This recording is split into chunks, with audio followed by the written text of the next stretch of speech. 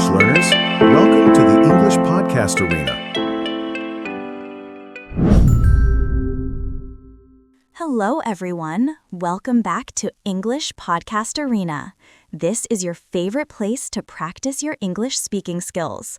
I am so happy you are here with us today. Seriously, you made an amazing choice by pressing play on this episode.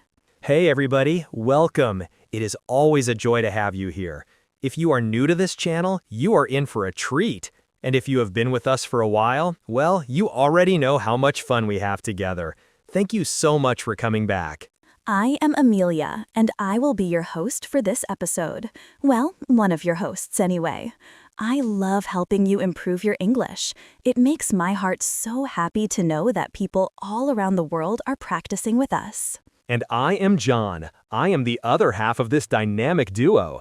Together, Amelia and I are going to chat, laugh, and share some amazing stories with you today. Trust me, you are going to love this episode. Today's topic is one of my absolute favorites. Are you ready for it, John? Because I have been looking forward to this all week. Oh, I am more than ready. I have been thinking about this topic non-stop.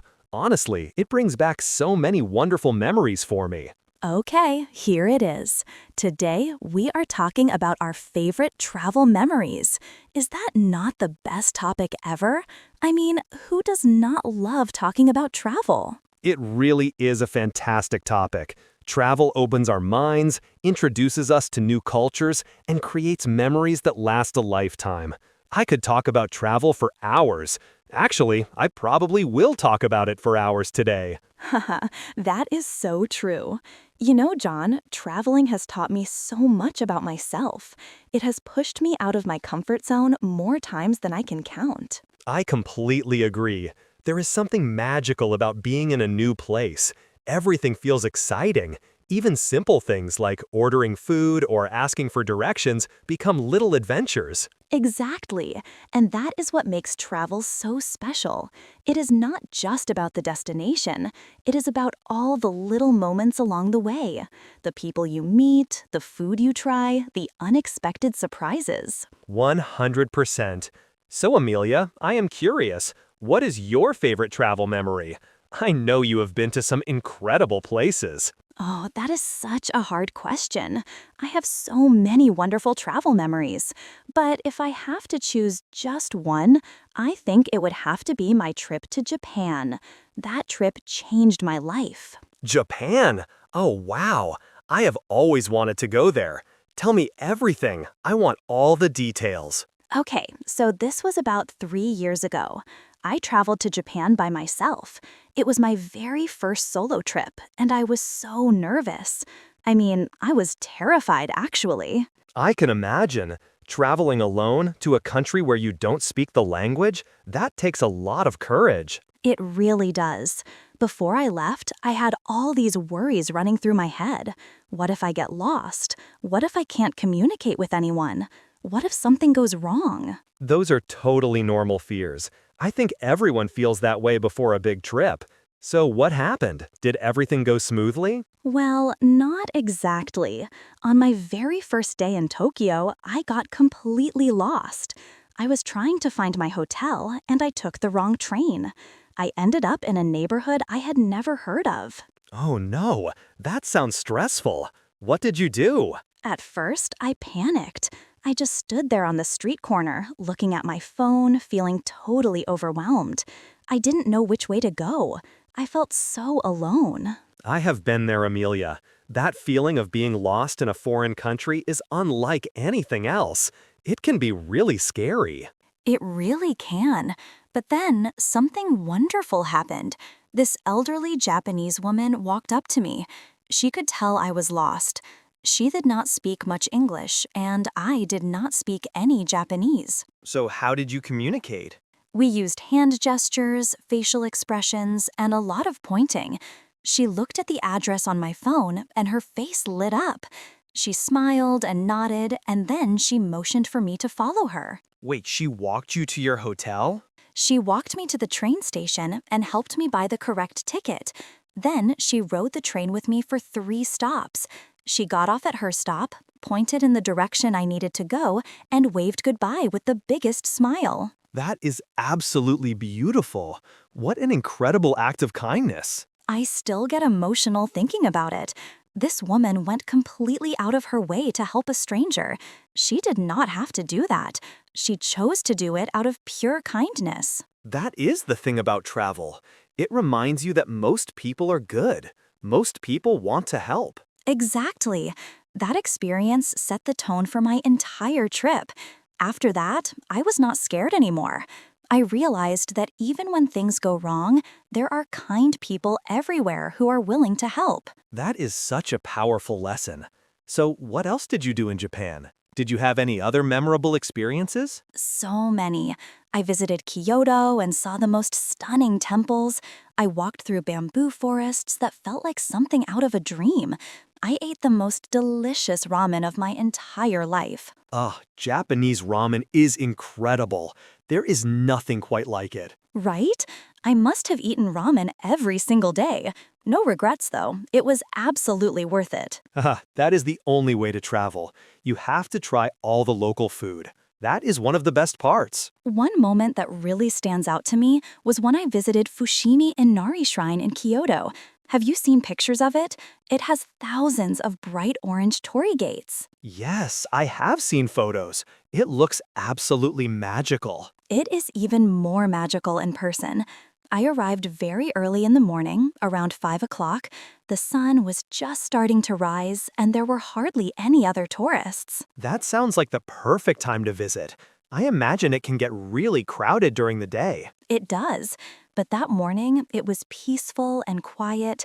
I walked through those gates, and I felt this overwhelming sense of calm. It was like time had stopped. I love moments like that when you're traveling. Those quiet, peaceful moments when you can really take everything in. I love moments like that when you're traveling.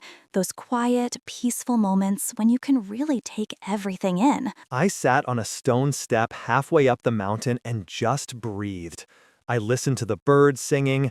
I watched the light filter through the trees. And I thought to myself, this is why I travel. That is beautiful. Honestly, you are making me want to book a flight to Japan right now. You should. It is an incredible country. The people are so kind, the food is amazing, and the culture is fascinating. I cannot recommend it enough. Well, you have definitely inspired me. I am adding Japan to the top of my travel list. Okay, all right. Let me think for a moment. I have been lucky enough to visit some amazing places, but my favorite memory is from my trip to Costa Rica. Oh, Costa Rica. I have heard it is absolutely gorgeous there. Tell me more. It really is.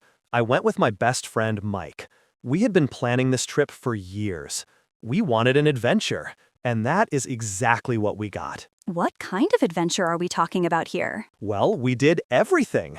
We went ziplining through the rainforest canopy, we hiked to waterfalls, we even went whitewater rafting on the Pacare River. Whitewater rafting? That sounds thrilling and terrifying at the same time. It was.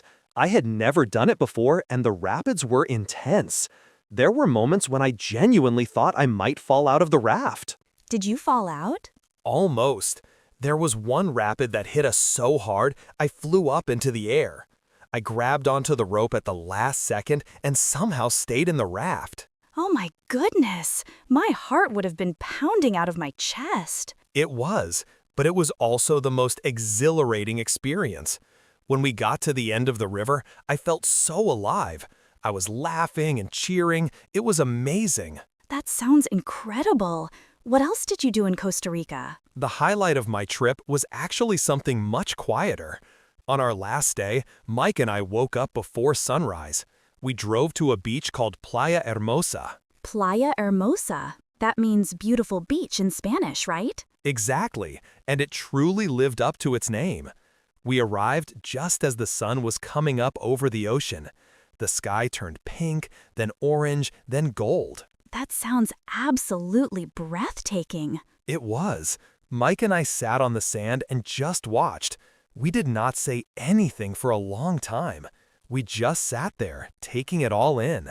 Those moments of quiet are so precious when you are traveling with someone. They really are. After a while, Mike turned to me and said, "This is it, man. This is what life is all about." And I knew exactly what he meant. Wow, that is so beautiful. Did you feel like that moment changed you somehow? I think it did.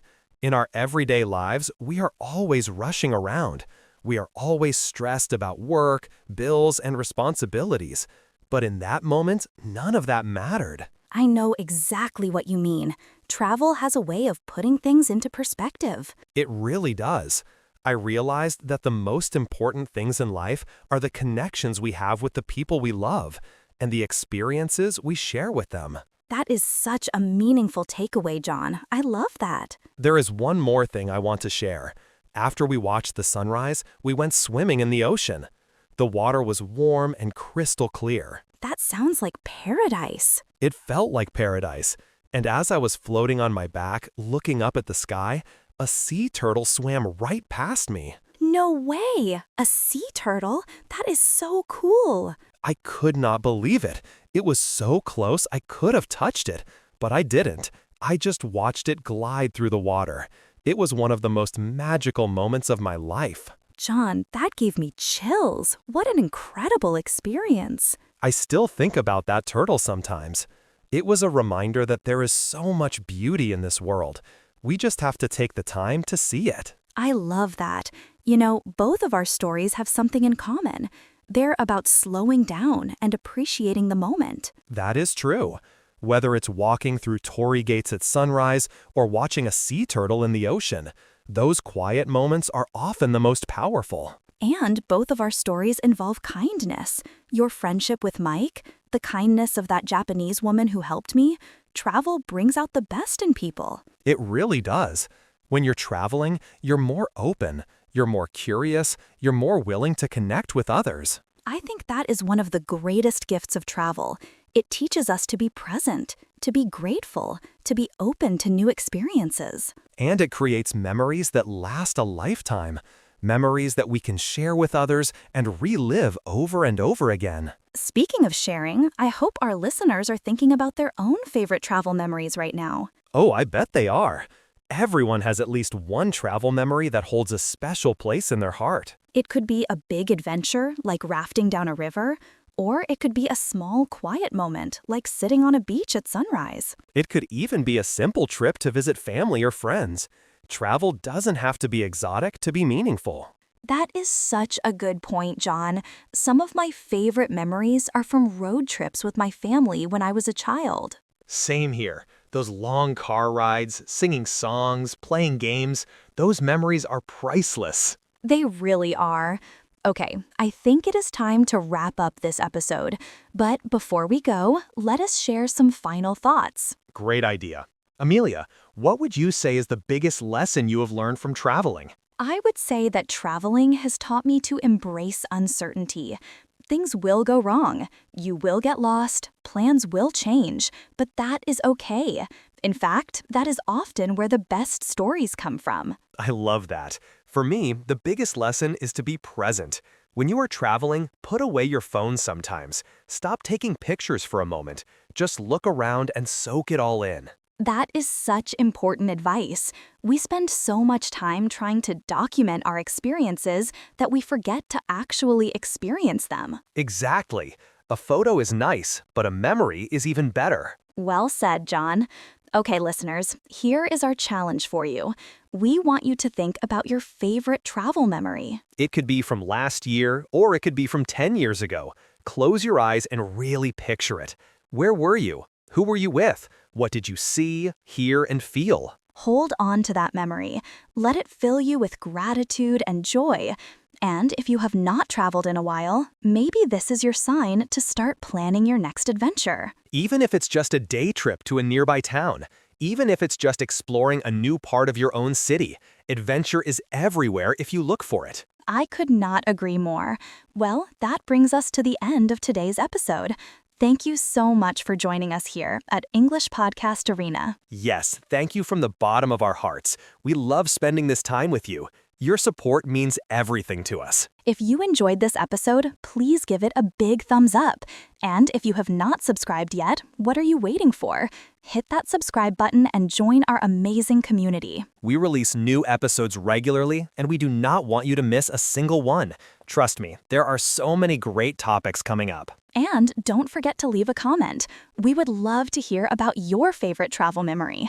Share it with us. We read every single comment. We really do, and we love learning about your experiences. It makes this community so special. Okay, John, I think it is time to say goodbye for now. I think you are right, although I never want these conversations to end. They are always so much fun. They really are. But don't worry, we will be back before you know it with another exciting episode. Until then, keep practicing your English, keep chasing your dreams, and keep making beautiful memories. Take care of yourselves, everyone. Be kind to others. And remember, the world is full of incredible places and wonderful people. Go out there and explore. Goodbye for now, friends. We cannot wait to see you in the next episode. Bye, everyone. See you soon. See you soon. Take care.